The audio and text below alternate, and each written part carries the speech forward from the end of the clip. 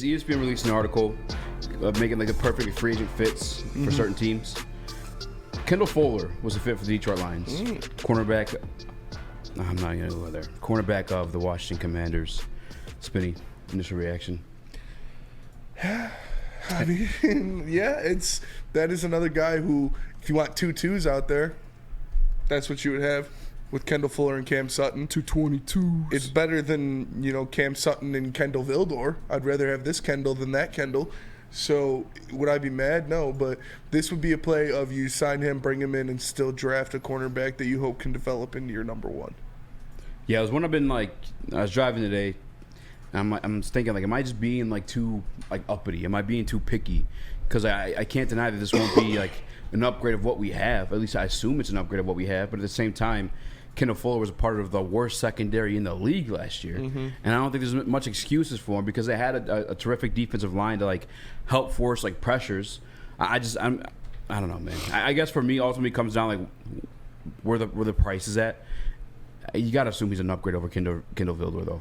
You don't assume that. You know he is an upgrade over Kendall Vildor. Like that, if you bring him in, he is going to be starting, obviously. And, yeah, that would shore up that position for sure, but that's not your cornerback one. That's not your lockdown cornerback that you want to see out there next or across from a Cam Sutton. So I'm not uberly excited for it, but that would be, like I said, that's a piece you bring in, you sign him, and you still draft a cornerback to try to develop that guy into your cornerback one. That's where I'm at. If this is going to be the free agent prize you take off of the secondary market, and I mean that as like a secondary market, really for pieces of a secondary, that's the piece you're grabbing. I guess, man, it's got to be an upgrade. I just bring me the splash piece somewhere on this defense. I understand that he does it brick by brick. I get it. I'm brick for the pick, but I need a splash signing and or move in the draft for me to be confident in this team winning the Super Bowl. I just do. I know we're going to win. I know we're going to be in the playoffs. I know we could survive in the playoffs too. I can't sell myself on the Super Bowl without that part of it. I just feel like that's how you're going to have success the way we are operating on offense. I'll say it like that, so I'm not less disrespectful to a guy that people get butthurt over. Where you at with Kendall Vildor, Nick? Kendall Vildor. Fuller. Kendall Fuller. Yeah, I think it's a depth piece that cannot be your big cornerback signing. I don't believe that would be smart for this team going into next season. We saw that these cornerbacks continuously get cooked all year long. And I've been talking about it for the past couple of weeks here because we are looking at free agents and different guys in the draft. We definitely need that cornerback one, blue chip type guy to lock down guys like Justin Jefferson, guys like a Christian Watson, guys like a DJ Moore. Just that's specifically in the division. But we're going to be facing teams like the Cowboys with CeeDee Lamb, the 49ers with Brandon Ayuk. You need a cornerback one when you are going to go up against those other top teams and when you want to take care of business in your division. So Kendall Fuller doesn't really do it for me. He's more of a depth piece in my mind. Am I wrong for wanting that splash piece, although Brad's No. provided with the brick-by-brick approach? No, you're not wrong for wanting that. You're not wrong for wanting that. And Nick's right. This league is about throwing the ball. This league is about having those good wideouts. And what killed the Lions last year? Number one wide receivers. You saw Mike Evans, CeeDee Lamb, Justin Jefferson down the stretch. These guys were gashing the Lions. And you know who doesn't inspire confidence in me lining up against those guys? Kendall Fuller. It's not like, oh shit, look out. We got Kendall Fuller. You better be scared, Justin Jefferson. No, this isn't a Jareer Alexander. This isn't a prime Jalen Ramsey. This isn't a Marshawn Lattimore type of guy. Those are the guys you need when you're going up against the elite of the elite, and that's the waters the Lions want to be in, is swimming with the elite of the elite. So a true cornerback number one. But a true cornerback number one is the most needed position on this team. Kendall Fuller is not that. Aside from that, too, I'm just looking at recent years. I guess he's stayed pretty healthy for the most part. I saw somebody in the chat say slow. I don't think Kendall Fuller is slow at all. I think he's been one of the speedier guys in the league since he's been in the league. But he just doesn't do it for me in terms of wanting to compete for a Super Bowl. Now, can that be the signing? Then you go and you get that other piece on the edge. which rumoredly that they were shopping in the edge market. Like I was listening to, I think it was a guy from the 33rd team, Ari. I don't know how to say his last name, so the M. Mirov. Ari Mirov. He had mentioned that the Detroit Lions were like in the market. They just were kind of outpriced. They're outbidded.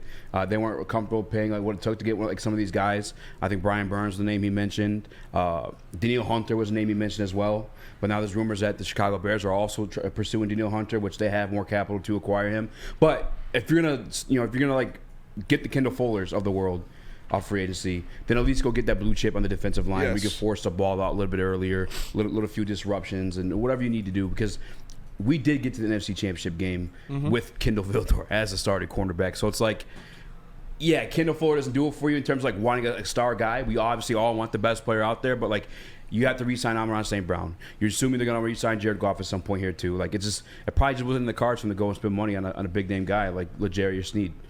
But who's to say? Maybe he still does. Maybe he still does, maybe not. We'll see. We talked about the trade route about a guy in the last year, the deal like Patrick Surtain. That'd be nice. Yeah. That'd be really fucking nice to have that alpha on the outside. We'll see.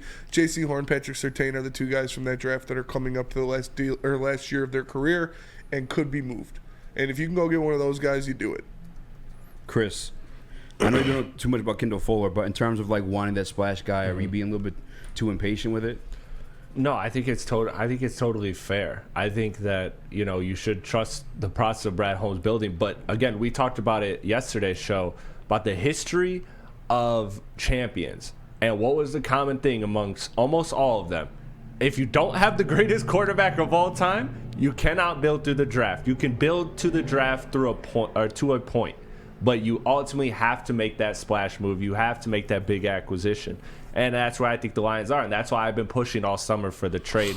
I don't know who's available or who's going to be available. But I know somebody is. The way the money moves around in the NFL, the way rosters change so drastically in the NFL is insane. There's going to be a good cornerback on the market. Now, maybe not Surtain or somebody that good because you're probably trying to hold on to him if you're the team that has him, like the Broncos. But there's going to be a very good cornerback available via trade. And I'm trusting Brad Holmes to trade the picks because you know why? He makes his picks count no matter how many he has. Yeah. He can walk in a draft with only one pick, and I guarantee you he will not have the worst draft of any of all 32 GMs. For damn If sure. you only give him one pick, he's going to hit that one pick.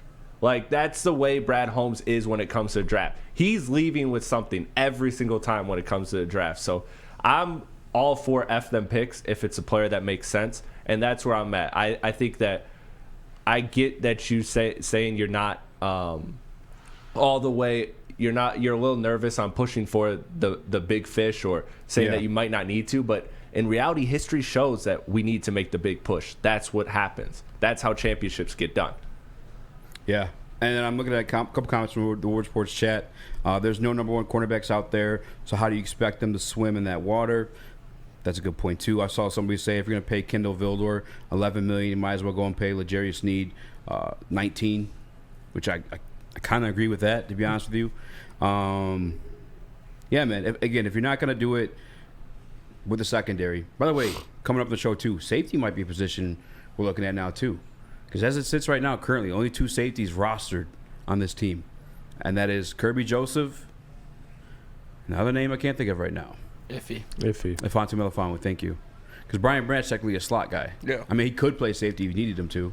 But now that's something we're probably looking at, too, for agency or draft. Will Harris, baby. CJ. Maybe. They love Will Harris, bro. They love Will Harris. And I'll be honest with you, I like Will Harris better at safety than I do corner, if I'm being honest. I'm not in love with it, but... I like Will Harris as playing left out. That's my favorite position. I like him playing ass back. Get your ass back on the bench. Get your ass back on the bench. That is a position that they're going to attack. You can get a late round guy. They're not going to burn a top pick on him, but you can get a depth guy. Bryce Bennett says Hunter over Snead if the money is there. Yeah. I don't hate it. Yeah. I was sitting here bitching about the cornerback market. Like, would you rather go with Danielle Hunter over Legere Snead? Was he muted? Yeah. Is that a laugh or cough? What was going on? Cough. You all right, bro? Something stuck in my throat. My bad, fellas. It was funny. I would go with Hunter over Snead, yeah. and then Yeah. draft a cornerback. Trade up, draft a cornerback. I think we've just seen that in the market, if you're going to spend money, it's more worth it to spend it on the defensive line than it is to spend it on a cornerback. I think cornerback there is some hit or miss to it. So, and again, why I don't get the cautious or timid approach, because Brad Holmes is good at drafting. It doesn't matter how many picks you have. Like, don't you trust him to, if you go all in, this isn't the Rams going all in where it's like, okay, in a couple years you look around and you don't think you have anything, which, by the way, the Rams made the playoffs this year. So, like, did they really go all in? Like, They had a great draft, yeah. Yeah, exactly. So you can rebound with a good draft. And what has Brad Holmes shown to do better than anything? Draft, man. Just make a move. Make a move for that big name when they become available. I mean, I am looking at his numbers in the past 2 years. They are actually. I mean, 2022, he had 2 touchdowns at the cornerback position. That's Kendall Fuller. yeah, that's nice. And one thing I'm that's looking no at, Lloyd Cushenberry, but this that's is not even fine. like a statistical thing. This is more just like being available, because Good point, Chris. that's a huge part Thank of you. like having success in the NFL. He's played 17 out of 17 games in 2022 and only missed 2 games last year. I'm coming around to it, actually. I'm not gonna lie to you. I think it depends on that coming around to number. it. And Who would you rather have, Bryce Huff or Kendall Fuller?